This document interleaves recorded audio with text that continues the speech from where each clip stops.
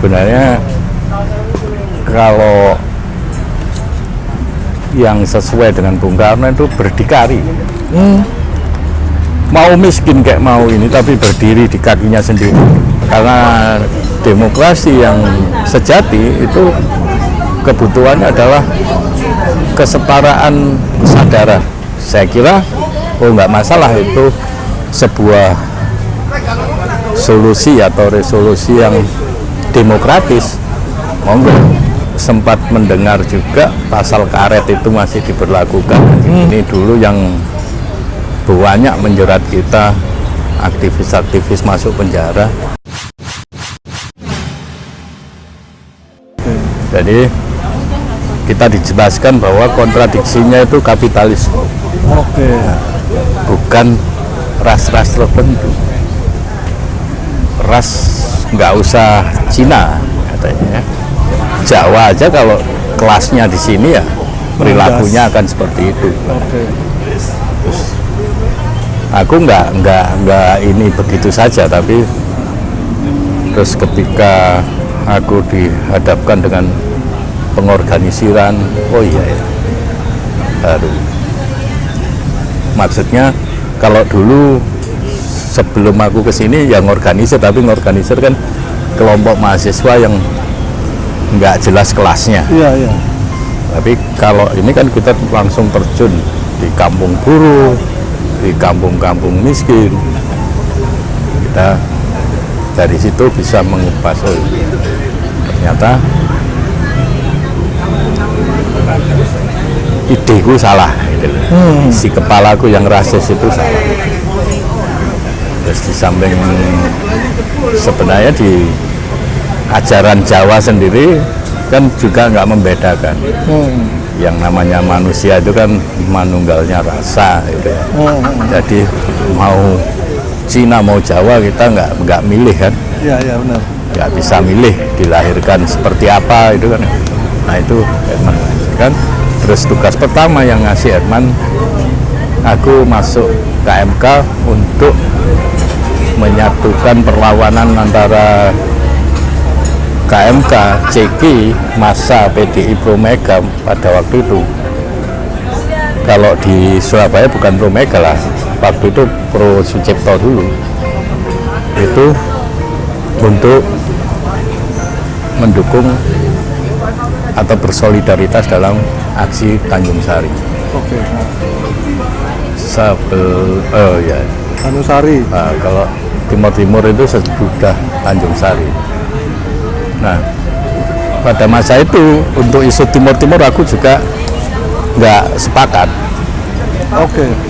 Karena kamu nggak sepakat kalau Timur lepas dari Indonesia? Ya, karena waktu itu koridorku bergerak itu kan nasionalis.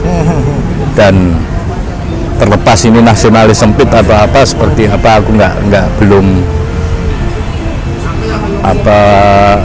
mengoreksi sejarahnya. Sejarah yang kuterima kan sejarah yang ini dibikin Orde Baru lah ya, gitu. Sejarahnya Orde Baru. Nah, itu belum sepakat.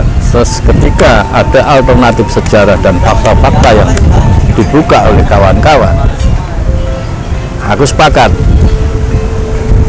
Tapi kawan-kawan nggak begitu saja menerima bahwa aku sepakat atau tidak itu. Dia butuh bukti, makanya dilibatin ke aksi Timur itu. Solidaritas untuk Timur. Referendum, dukung referendum. Nah, saya kira nggak masalah itu sebuah solusi atau resolusi yang demokratis. Monggo. Oke, dan aku udah mengerti sejarahnya dan aku sepakat, aku ikut dalam aksi itu. Waktu itu di kantor gubernur Jalan Pahlawan ini.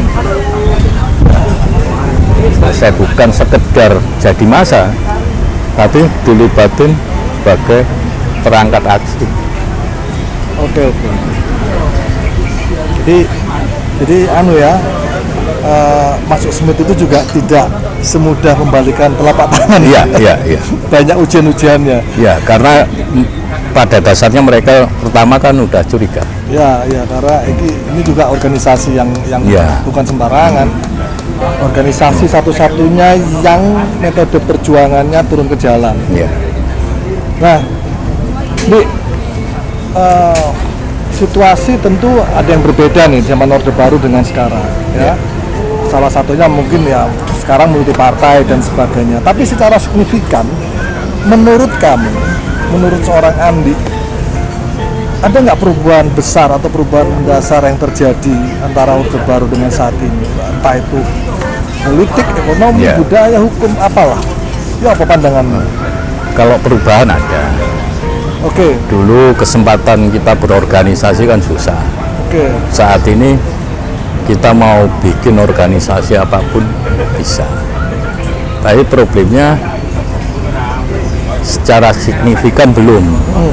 Yang kita gagas dengan kawan-kawan Smith WRG pada masa itu kan perubahan sistem. Oh ya, oke. Dari kapitalis ke sosialis yang Pancasila. Sosialisme Pancasila. Enggak, sosialis enggak bertentangan dengan Pancasila. Gitu. Oke. Justru kapitalis itu yang bertentangan dengan Justru Pancasila itu sosialis. Nah, makanya. Cuma nggak ada yang ngaku kan gitu. Itu. Masih malu. Karena yang berkuasa kapitalis gitu. Ya, oke. Jadi perubahan ada, tapi belum signifikan. Yang kita inginkan itu sistem yang berubah.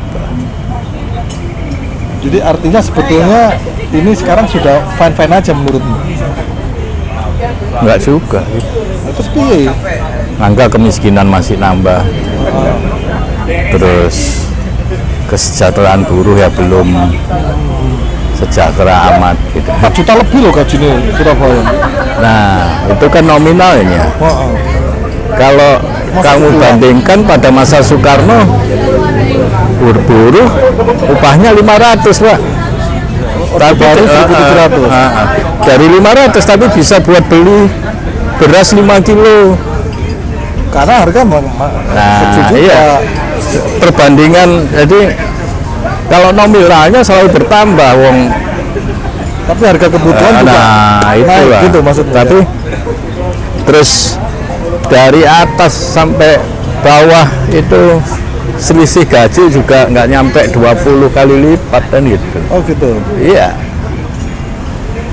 Jadi itu yang membuat bahwa perbedaan ini ada tapi tidak mendasar, belum mendasar ya. Kalau di ngomong nominal 4 juta ya lebih banyak daripada 2 juta kan? Iya. Atau bahkan lebih banyak dari 500 rupiah pada masa itu. Nah, secara hukum masih pandang bulu, dan kemarin kita juga sempat mendengar juga pasal karet itu masih diberlakukan kan gitu. Dan ini dulu yang banyak menjerat kita, aktivis-aktivis masuk penjara. Jadi kalaupun demokrasi masih ukurannya masih demokrasi liberal. Masih liberal ya. Pertama karena demokrasi yang sejati itu kebutuhannya adalah kesetaraan kesadaran. Nah, ruang ini yang ditutup dengan hukum, dengan ekonomi.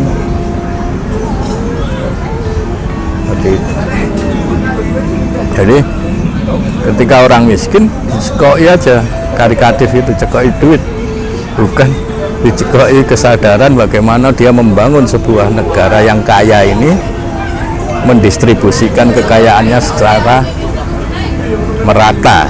Merata bukan sama rasa sama rata loh ya, artinya mendapat sesuai kebutuhan, bekerja sesuai kemampuan kan gitu. Konco-konco sing mantan gerakan itu semua ada yang sudah jadi pejabat, ada yang pengusaha kuliner dan sebagainya, ada yang ya tetap di LSM. Nah, sementara untuk dirimu kira apa saiki? Cek nulis buku enggak? Berencana menulis lagi. Cuma Kawan viewers, Andi ini penulis buku Kiwo. Buku Kiwo itu buku kumpulan puisi pergerakan. Ya, masih ada, kalau mau beli silakan hubungi Andi ya. Murah kok, harganya murah. Nulis apa mana dari ini? aku berencana bikin novel. Novel, Judulnya Garis Api. tetap gerakan ini. Iya, kita menceritakan bagaimana bergerak sampai dipukul, terus bawah tanah, sampai reformasi dan pasca reformasi. Jadi ada ada 4 chapter di sana juga. Ini berseri berarti buku ini rencana? Iya, Berseri? aku kemas dalam trilogi mungkin. Oh, trilogi nanti? 3 buku, Oh, masuk itu ya. Mantap ini. 3 novel. Nama-nama samaran berarti. Tapi ini pure tentang Jadi aktivitasmu. fiksi sejarah lah. Kayak laut bercerita berarti. Ya, laut Iya. berita Lailai.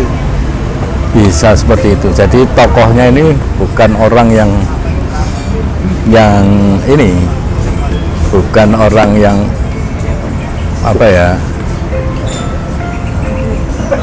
orang yang muncul secara legal gitu, enggak. Oke. Ini ada nggak menyindir Herman Bimo nanti? Suyat, Wiji Tukul. Semua. Oh, semua Karena ya? tokoh ini nanti juga bertemu dengan orang-orang itu. Oke.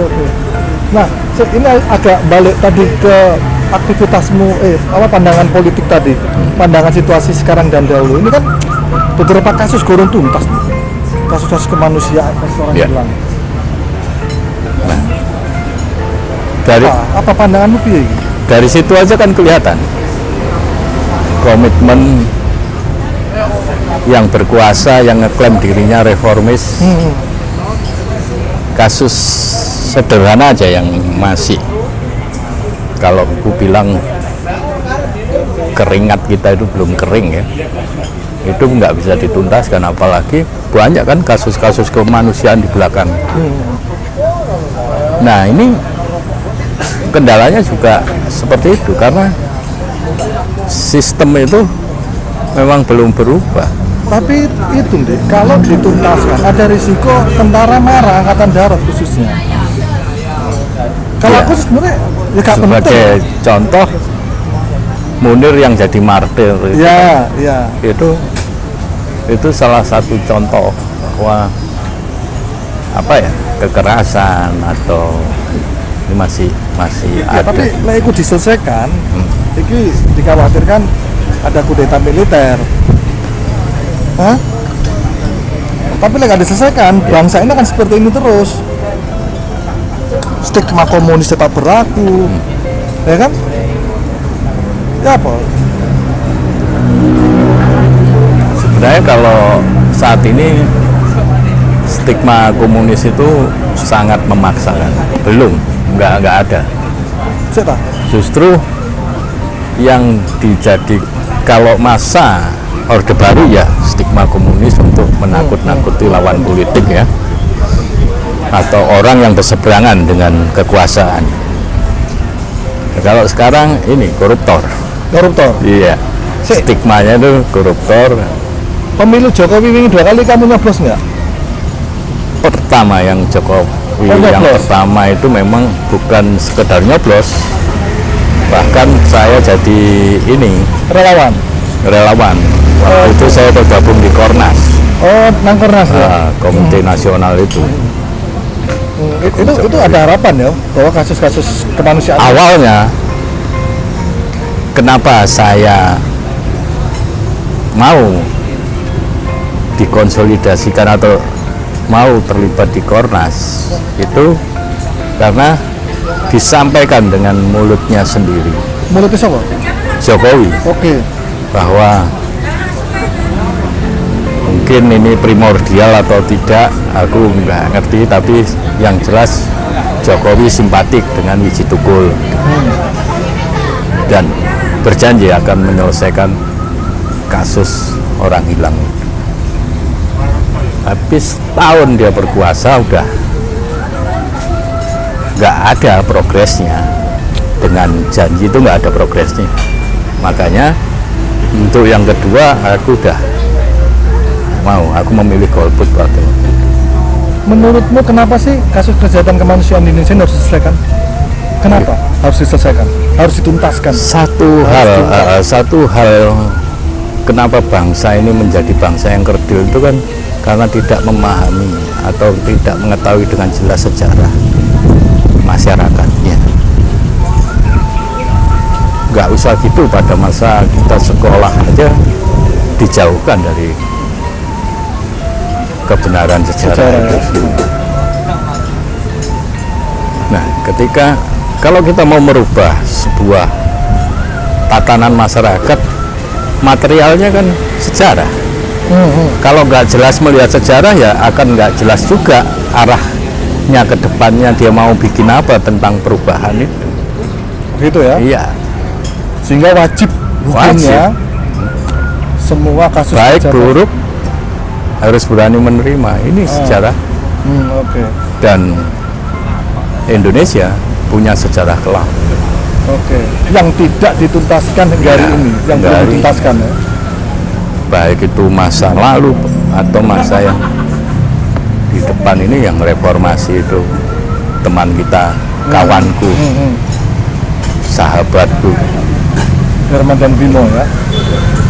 Siap biji tuku. Oke. Ini aktivitas semua katanya nggak bikin novel ya. ya.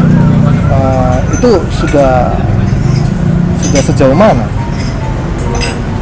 Ono sponsor ya tadi? Nah itu belum. Sponsor belum ada?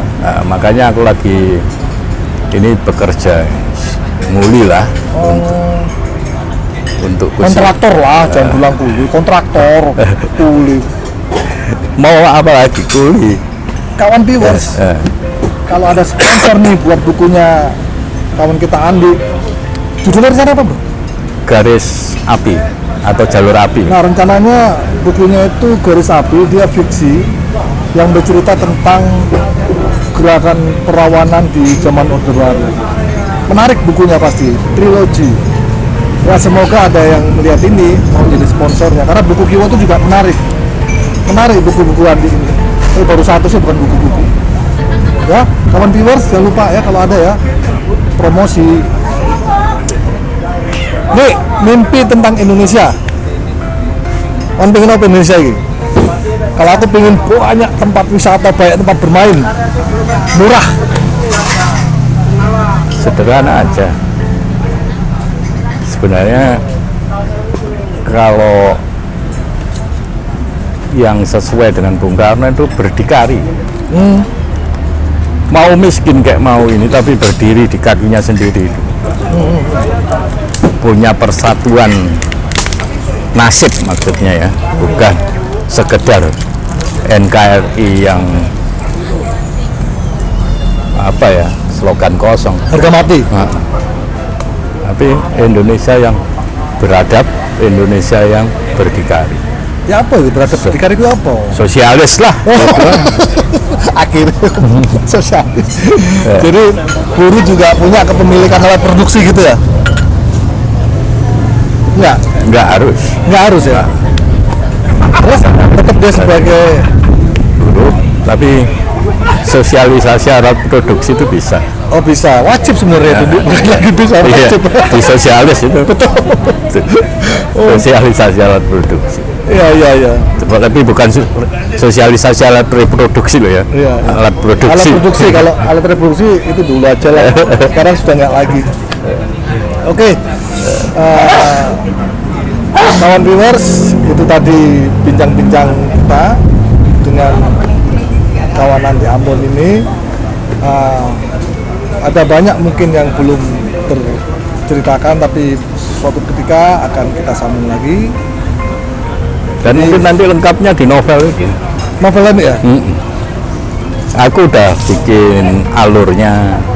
Ya kemarin kan ketika ketemu sama orang yang mau mendanai kan, ya kita wajib kan bawa alur ceritanya seperti apa. Cuma ya ada kendala pandemi ini ya belum tertunda ya. Jadi kawan viewers, saksikan terus program-program ini channel Benang Merah merawat ingatan melawan lupa. Semoga banyak manfaatnya buat kita semua. Sampai ketemu, salam damai Nusantara.